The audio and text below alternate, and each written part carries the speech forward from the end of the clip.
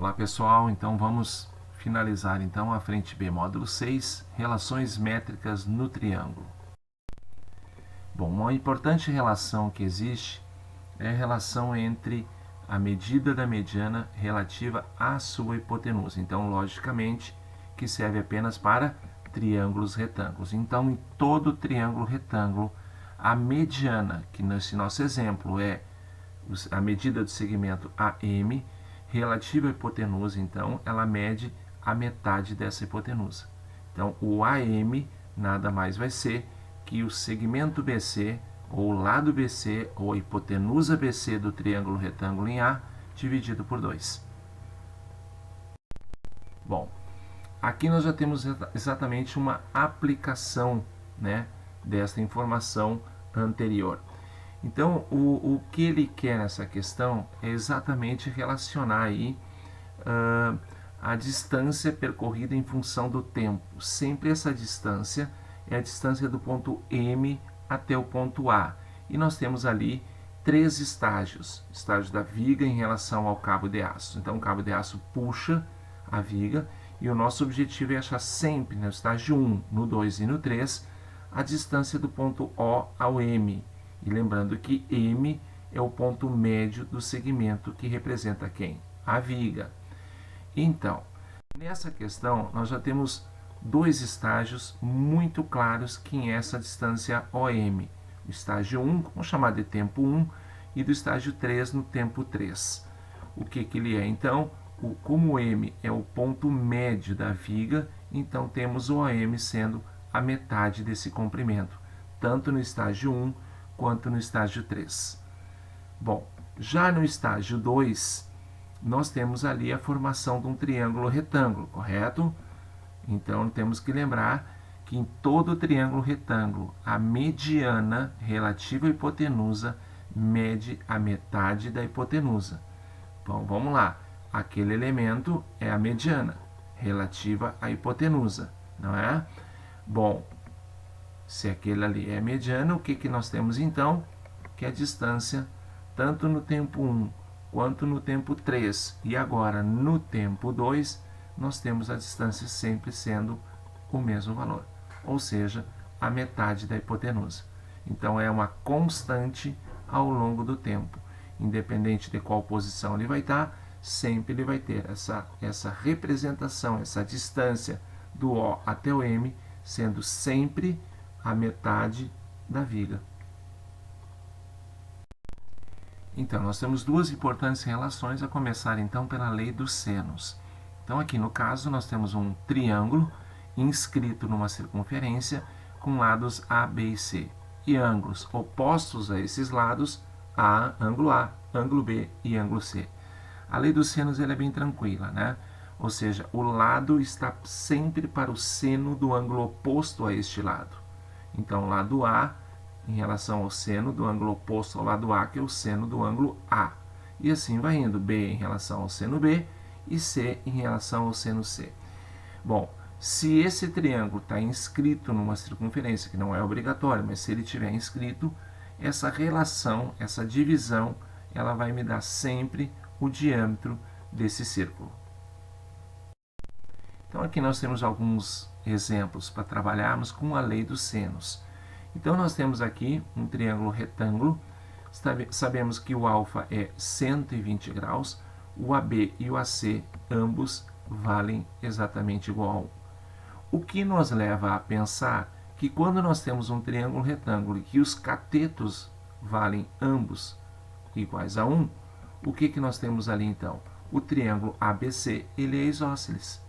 E se ele é isósceles, nós temos então o ângulo ABC e o ângulo ACB, eles são ângulos congruentes. E congruentes com a medida igual a 45 graus. Então, nós já sabemos que aquele ângulo é 45 e que este ângulo é 45. Bom, o que nós vamos trabalhar então? Nós vamos trabalhar com o triângulo ADB. Então, notem que eu tenho o ângulo alfa e o lado 1 e eu quero achar o lado AD e tenho um ângulo de 45. Então, nós fizemos que o AD está para o seno de 45, assim como o 1 está para o seno de 120. Notem que essa relação da lei dos senos eu retirei para o triângulo ADB. Bom, agora é desenvolvimento, né? Lembrando, logicamente, né, que nós temos um caso que é o seno de 120, e lembrando que todo ângulo que está no segundo quadrante, e no caso 120 graus está, é o que falta para 180, né? Então 120, o que falta para 180, faltam então 60 graus. Então seno de 120 é igual ao seno de 60, que nada mais é do que raiz de 3 sobre 2. Então a relação ficou AD sobre raiz de 2 sobre 2 e 1 sobre raiz de 3 sobre 2. Aí nós podemos cancelar os dois denominadores iguais a 2 e ficamos com a relação AD multiplicado por raiz quadrada de 3 é igual a raiz de 2, ou seja, o AD vale raiz de 2 sobre raiz de 3. Ele não quer a resposta racionalizada, apenas ele quer a resposta em uma única raiz. Então ficamos aí com a solução de raiz de 2/3. Então, nessa questão nós temos ali um paralelogramo e a diagonal ela divide os ângulos internos em dois outros ângulos internos, né? E ele divide num ângulo de 60 graus e num ângulo de 45 graus. Então, essa figura está representada dessa forma. O que ele questiona é exatamente a razão entre o lado menor e o lado maior do paralelogramo. Lembrando, o lado menor é sempre oposto ao ângulo menor. Então, o lado menor aqui é o nosso B, porque o ângulo menor é 45. O lado maior é o A, porque o ângulo maior é o ângulo de 60 graus. Bom, vamos tirar a relação que o A está para o seno A, assim como o B está para o seno do ângulo B. O ângulo A é representado para nós por 60 graus e o ângulo B é representado por 45 graus. Então, trocamos ali os dois valores e simplificamos os dois denominadores iguais a 2. Chegamos então que A sobre raiz de 3 é igual a B sobre raiz de 2. Notem que ele pede a razão, a divisão, então, entre o lado menor e o lado maior desse paralelogramo, não é? Então, o que nós temos então que fazer? A divisão de B sobre A. Então, nós temos que simplesmente trocar de posição o raiz de 2 com o A.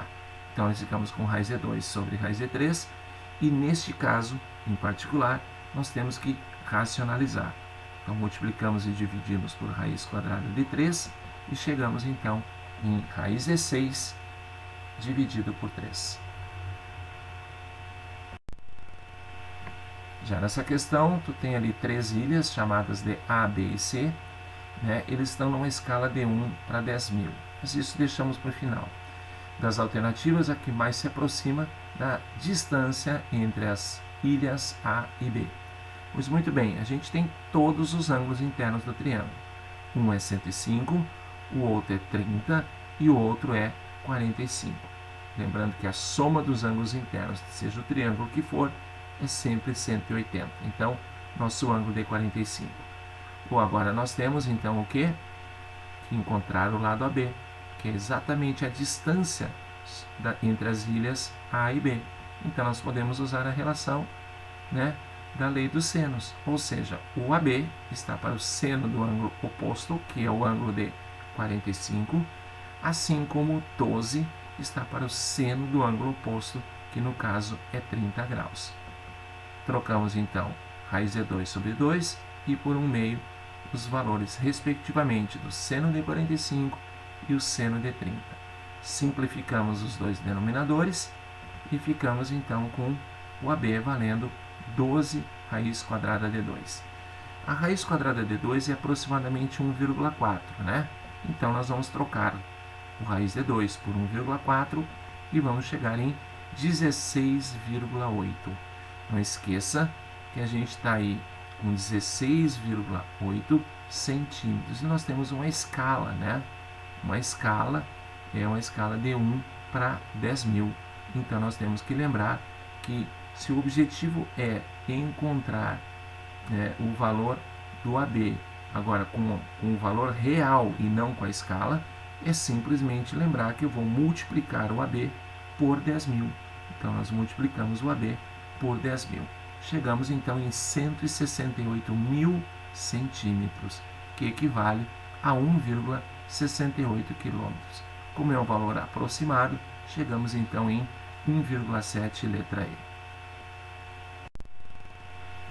Bom, aqui nós temos, então, um brinquedo que é o escorregador, e o que ele questiona é exatamente o comprimento da rampa, sabendo que esta rampa forma com chão 45 graus.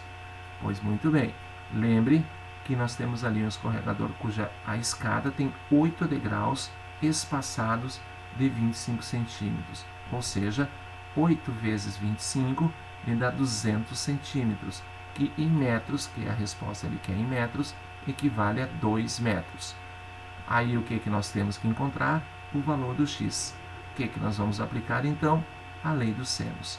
Porque nós temos dois ângulos internos, na realidade nós temos os três, né? Nós temos dois ângulos internos e um lado, e o objetivo é encontrar o outro lado. Então nós vamos aplicar aqui a lei dos senos, e nós chegamos que x está para o seno do ângulo oposto a x, que é os 60 graus, assim como 2 está para o seno do ângulo oposto ao lado 2, que é o ângulo de 45. Então, trocamos ali as relações, né? Vai ficar x multiplicado por seno de 45 e 2 multiplicado por seno de 60. Simplificamos os denominadores, né? E nós ficamos, então, com x raiz de 2 igual a 2 raiz de 3. Devemos, então, isolar o valor do x e, já aproveitando, racionalizar. Então, na parte do numerador sobra 2 raiz quadrada de 6 e no denominador sobra 2. E na simplificação, no final, o nosso x é raiz quadrada de 6. Bom, e a segunda importantíssima relação é a chamada lei dos cossenos. É uma fórmula um pouco mais complexa, mas é importantíssimo a gente lembrar dessa fórmula, né? Então pegamos apenas uma das relações, né?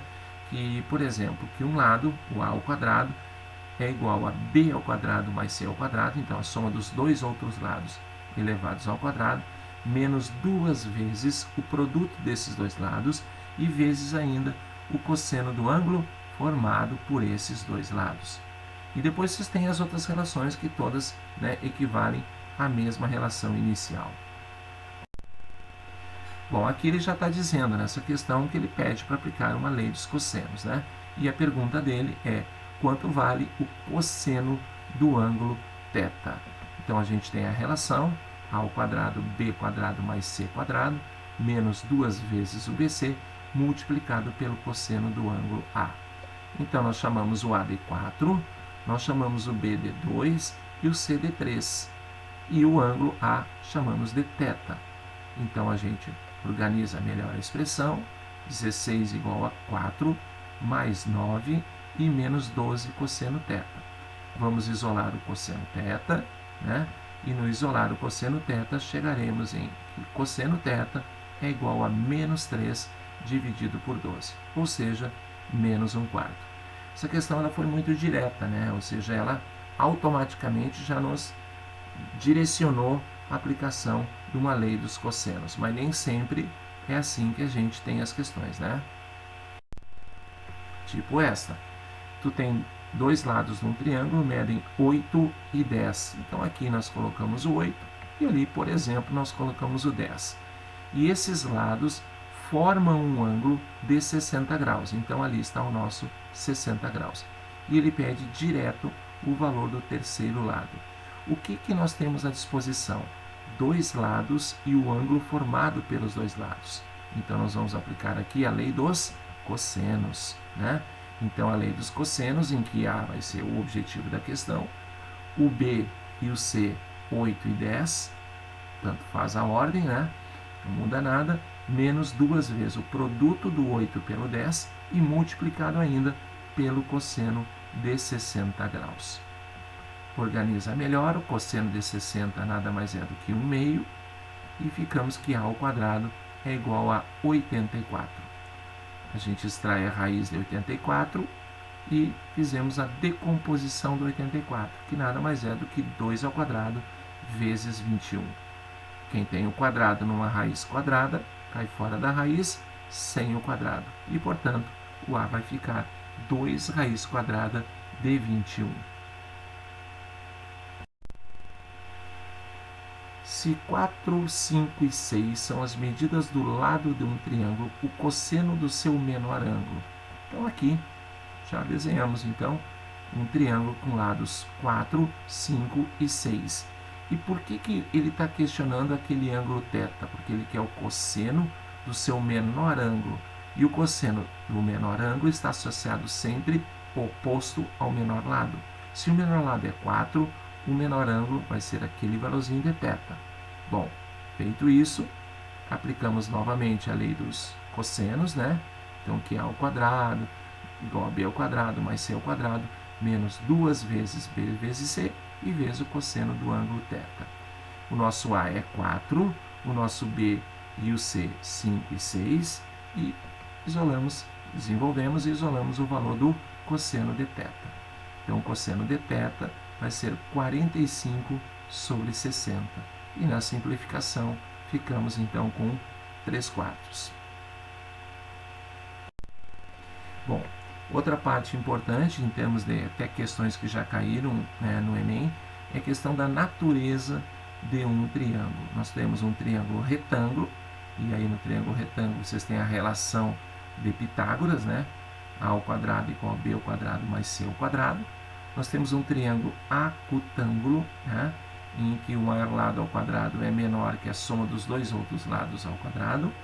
E um triângulo obtusângulo, e o maior lado ao quadrado é sempre maior do que a soma dos dois outros lados ao quadrado. Outra coisa importante é que o triângulo retângulo tem um ângulo de 90 graus, o acutângulo é composto por ângulos agudos e o triângulo obtusângulo ele é composto por um ângulo obtuso, ou seja, um ângulo maior do que 90 graus. Bom, aqui nós temos então a questão do Enem, que caiu em 2018, né? Não está no material de vocês, mas é importante que vocês entendam o estilo da questão que caiu com a questão de natureza de um triângulo. Então ali nós temos os dois remos, né? E ele perguntou exatamente o que nos fornece se eu ligar o A, B e o C, ou seja, ele vai montar um triângulo. Ele diz que o ângulo BAC é um ângulo de 170 graus. E a pergunta aqui é o tipo de triângulo que ele vai formar. Ora, ele vai formar um triângulo obtusângulo, né? Por quê? Porque ele forma tem um ângulo obtuso, um ângulo maior que 90, um ângulo de 170 graus. Agora, ele pode ser um obtusângulo escaleno ou um obtusângulo isósceles. O escaleno é quando nós temos todos os lados do triângulo diferentes entre si. Já o isósceles, ele tem dois lados, que é exatamente o que a figura nos mostra. Nós temos dois remos e esses remos eles são de mesmo tamanho. Consequentemente, se eles são de mesmo tamanho, nós temos ali um triângulo isósceles. Então, ele é um obtusângulo isósceles. Beleza, gente? Então, é importante que vocês tenham em mente em trabalhar legal com essa parte, principalmente a lei dos senos e a lei dos cossenos, tá? E aí, entrando um pouquinho na questão da natureza do triângulo. A gente fez excelentes questões, nós fizemos agora, para mostrar exatamente a aplicabilidade desses assuntos em questões estilo Enem, tá bom? Então, até o próximo vídeo. Tchau, tchau.